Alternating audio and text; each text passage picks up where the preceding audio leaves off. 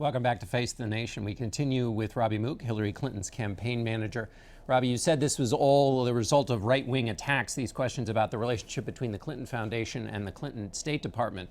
But emails have come out showing a call from Bill Clinton's personal office to the State Department about a large donor. And the response at the State Department was not go away. It was, we'll handle it. So these are not totally unfounded. Democrats I talked to are worried about this connection. It sounds like you're saying there's nothing to see here. For a candidate with trust issues with the electorate, is nothing to see here really the right election response?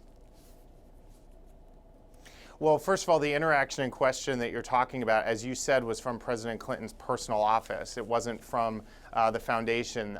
The person in question was somebody who the Clintons had a long-standing relationship even before they'd set up the foundation at all. And he was reaching out because he wanted to share some information with one of our ambassadors, just some background information. So Robby, just a quick question. He's a big donor to the foundation. So the fact that he was a big donor did nothing to help ease his access to those email accounts, and that request was made not because of any donations he was given at all. That didn't help him at all?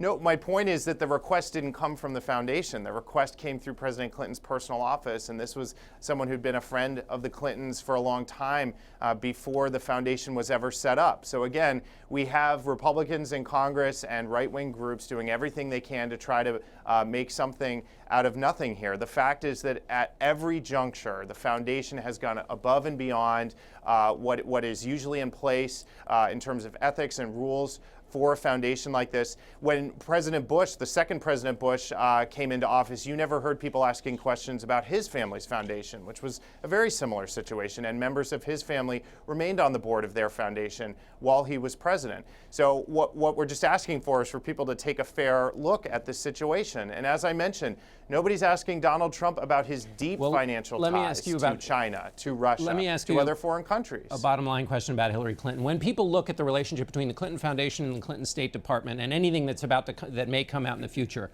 when they take a look at that, is that the ethical standard that they should expect from her in the presidency as they determine whether they are going to vote for her to be president? Well, what I'm saying is that every step she and the foundation have actually gone above and beyond what has been done in the past. And the foundation is now saying that they're going to take even further steps should she become president of the United States. Let me ask you about there's a report this week in a book by Joe Conason that Hillary Clinton got the idea for the private email account while she was Secretary of State from Colin Powell. Is that right? Well, you're going to have to ask them about what conversations they might have had, and Secretary Powell put out a statement on this. What we do know is that he did, in fact, use private email as Secretary of State.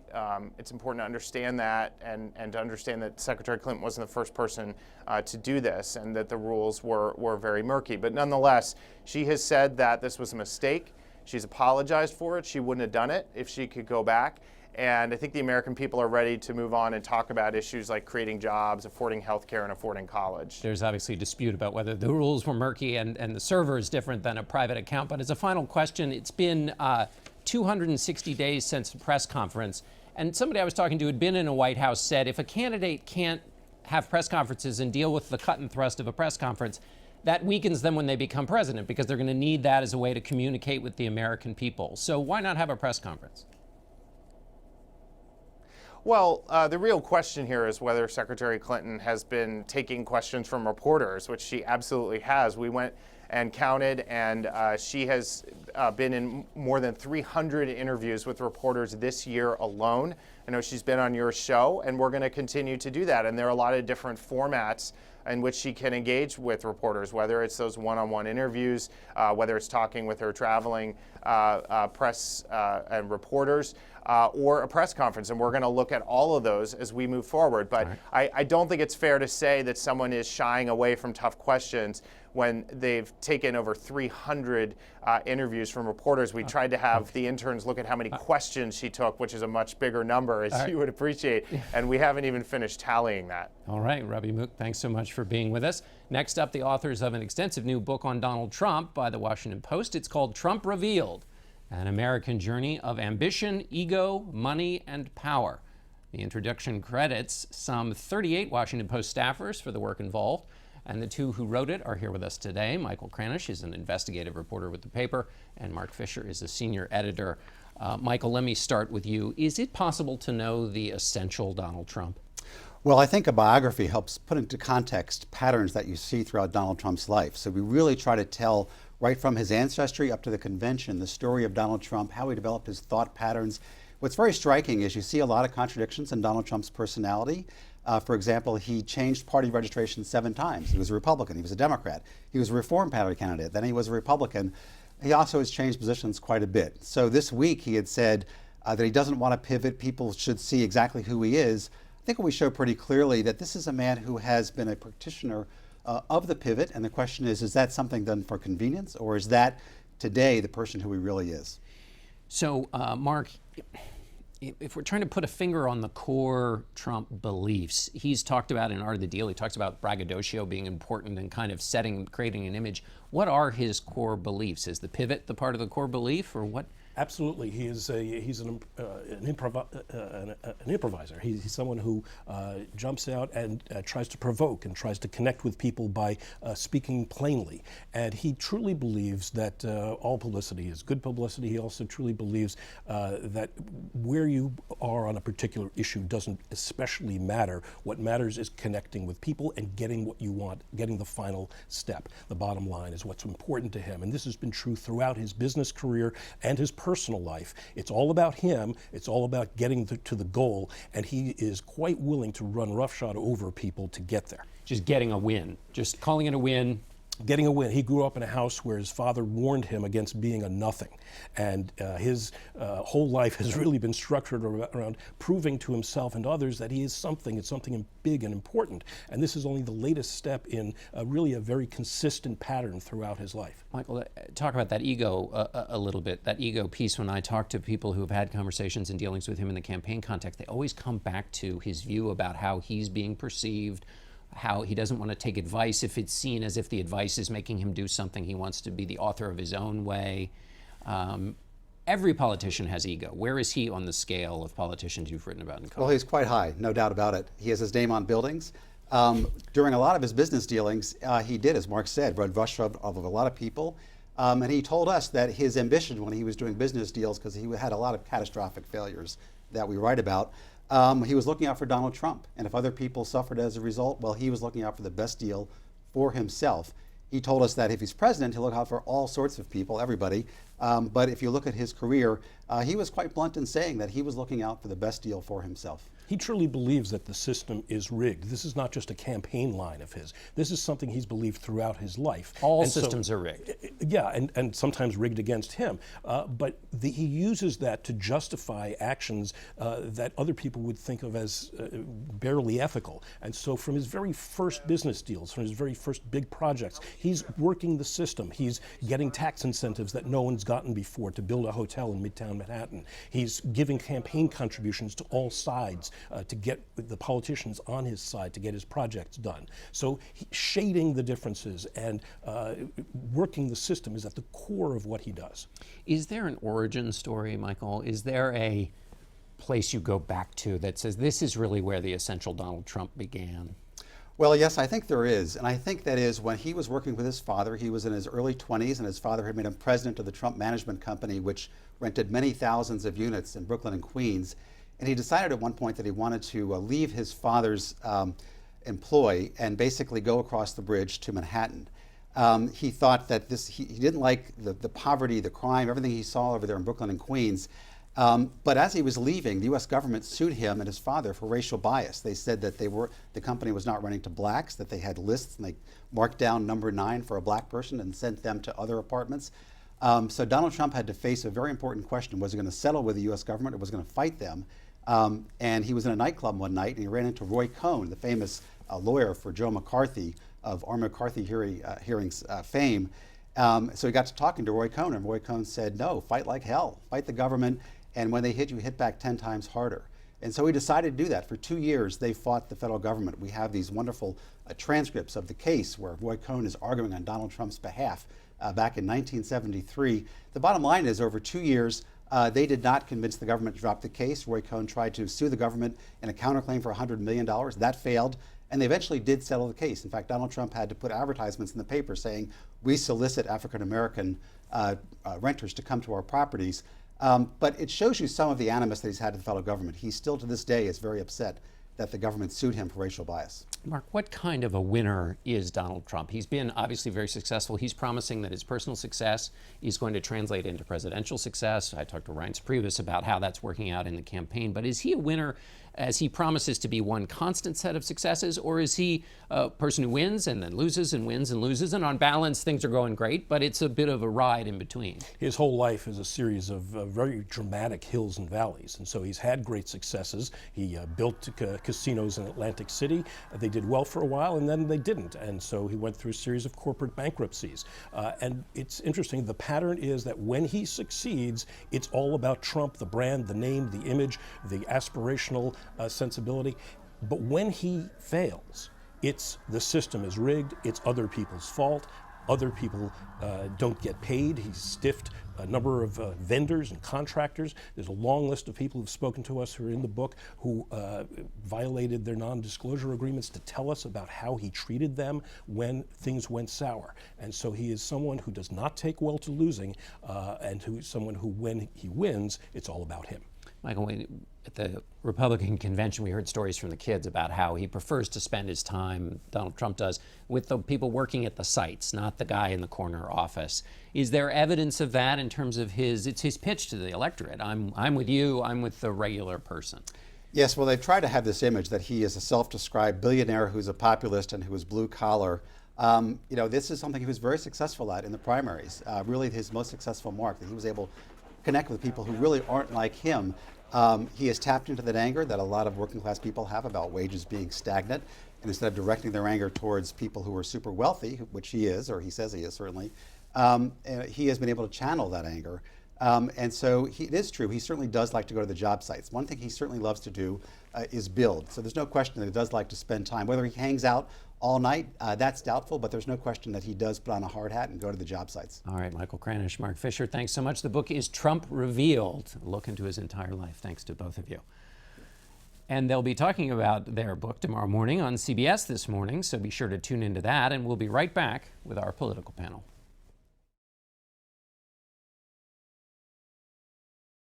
And now to our panel. Amy Walter is national editor of the Cook Political Report. Ben Domenech is publisher of The Federalist. Jennifer Jacobs is a political reporter for Bloomberg. And Ezra Klein is the founder of Vox.com. Ben, I want to start with you. Changes in the Trump campaign. Yes. What do they mean? The third head of the campaign now? Yeah, third time around. So we'll see if this one's the charm. This was an interesting week for the Trump campaign because you had some strong speeches, I think, delivered by Donald Trump, some of the strongest that he's given on the trail to this point. And yet that was kind of stomped on within the political chattering class because of the internal moves and a real sense that perhaps the campaign was at a point where it felt the need, perhaps out of desperation, to bring some new folks in.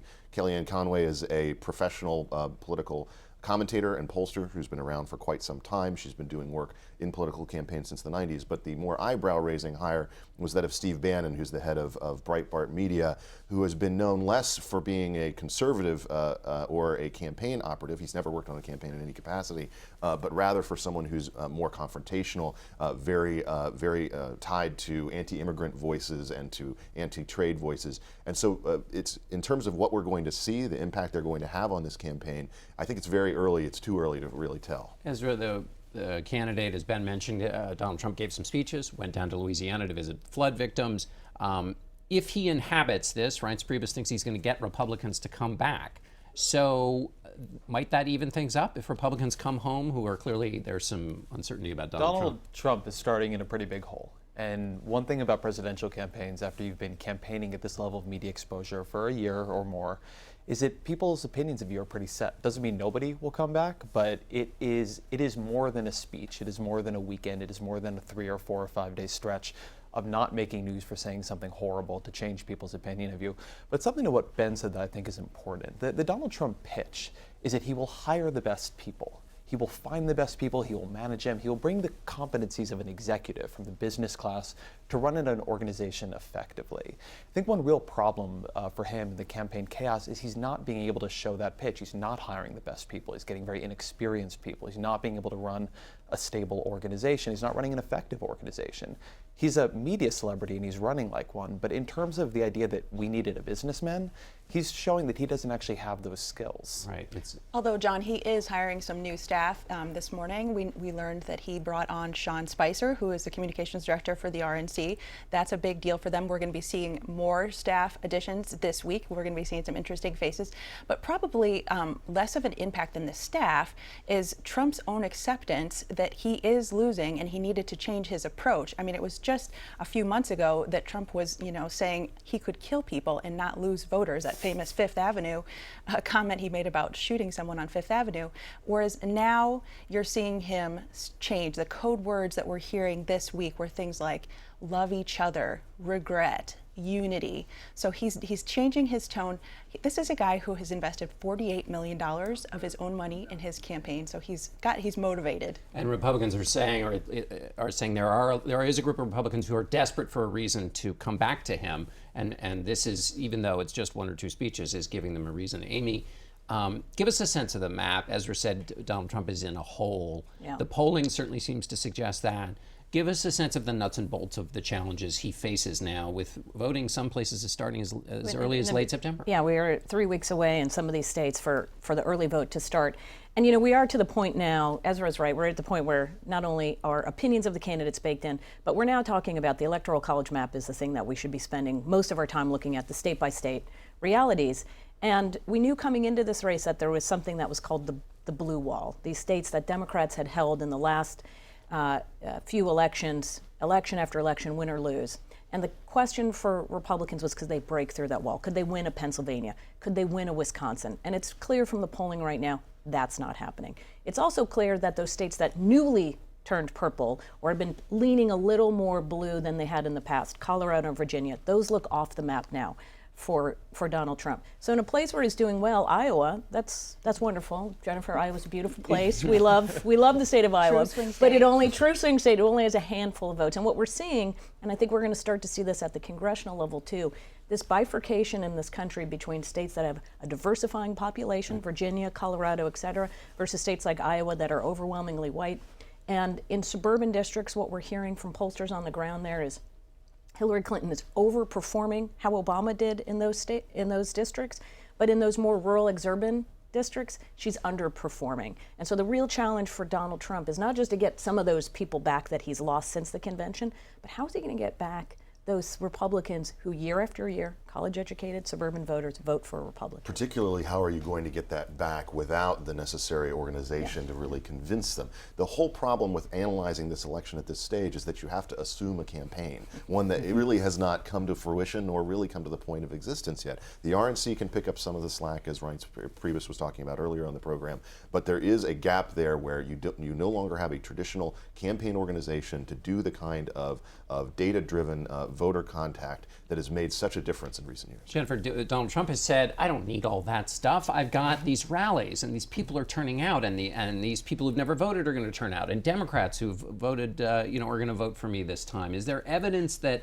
that's happening, that there is some group of voters out there that are being missed that are going to rush to Donald Trump? Well, I know that Steve Bannon wants to target voters who want someone rich and powerful and rebellious enough to stand up to the rich and powerful. So I think we're going to start seeing a little bit of more of a ground game in the next few weeks. Time is their enemy right now, and they're really starting to move. In order for him to win, we're going to have to start seeing him make big moves in places in Pennsylvania. But I also know that they're going to start showing up in some really unpredictable places. I'm told that their top brass has this planned out. They have the math figured out. They think they really truly know how to win, but they're going to be showing up in some odd places. I'm told places we would never expect. Odd places like what? Like Canada? I am not sure. I mean, if you look at a place like Long Island, all right, is a fascinating place to look, where you're going to see Donald Trump do really well in one part of Long Island and do really poorly in another part, but that doesn't mean he's going to win New York. It means he's going to win a congressional district there. Another thing we'll see is that they're going to start really spending on digital advertising. So their new report, their filing came out last night, and their biggest expenditure is $8.4 million for digital. So watch for Trump messaging to start popping up on our devices in some unusual places. Ezra, I want to ask you about messaging. There's some reports about Donald Trump changing his position maybe on immigration. It was interesting to see Senator Sessions, who's very strong on the immigration question. It seems to be up in the air what Donald Trump's going to do with the 11 million undocumented workers. At the end of the primary, I didn't think that question was up in the air. It seems to me to be a strange pivot to make in your messaging, where your argument becomes, if you did not like my position on immigration, well, the good news is you also can't trust me. That does not seem to me to be the move people need from Trump. I think to the point just made, there is a problem where this campaign cannot get away from the personality and the strengths and the weaknesses of the candidate himself. And they just keep doubling down and doubling down on what they know. Going to digital advertising is a good example of that. I'm a big fan of digital advertising. It supports my publication. So I'm all for people moving to digital advertising. But what they keep doing is bringing in folks and moving to structures that are extremely good for the kinds of strength they had in the primary, which is reaching people they already agree with. These are not ways you reach people you don't agree with. And you don't reach people you don't agree with by coming out and saying, my message was actually completely confused and I was lying about my policies. We can look at it as messaging, but the way people experience this is trustworthiness. And when you come out and say, what I've been telling you all this time is no longer true because I still want to get elected and it isn't working, that doesn't actually help. Ben, what do you make of the immigration? Am I missing something, or was that, or is it surprising that this kind of there's a confusion here about what's going to be done? It is the policy that's most closely associated with him. I would argue it was the point where he became a serious candidate when he actually put forward his immigration plan. I think that this is possibly testing the waters on something, perhaps a move that could be made to try to soften his message a little bit for a general election. But I would agree with the idea that getting away from this would hurt his brand more than it would help it. The people who are convinced that Donald Trump is anti-immigrant and holds those views personally are not going to be convinced to come back to him. I think the real problem for him is turning himself into an acceptable candidate for a general election where he needs to be acceptable to college-educated whites, particularly suburban whites. I think that's one of the reasons why you've seen him talking in more soft terms about racial reconciliation and things like that. And I think Last that's much more. 20 seconds That's much more the point, that I don't think he's going out and trying to reach out to get Hispanics or African Americans. What he's saying is to the suburban educated voter who says, I don't like where he stands on these issues, he's saying to them, it's actually not that bad. Right, and come that back, showed up come in back our to the polling, Republican too. side. Right, exactly. All right. Thanks to all of you, and we'll be right back. That's it for us today. Thanks for watching Start Your Day Tomorrow with CBS This Morning. They'll have more from the authors of Trump Revealed, plus more from that Frank Luntz focus group with voters in the state of Pennsylvania that Donald Trump is targeting. Until next week, for Face the Nation, I'm John Dickerson.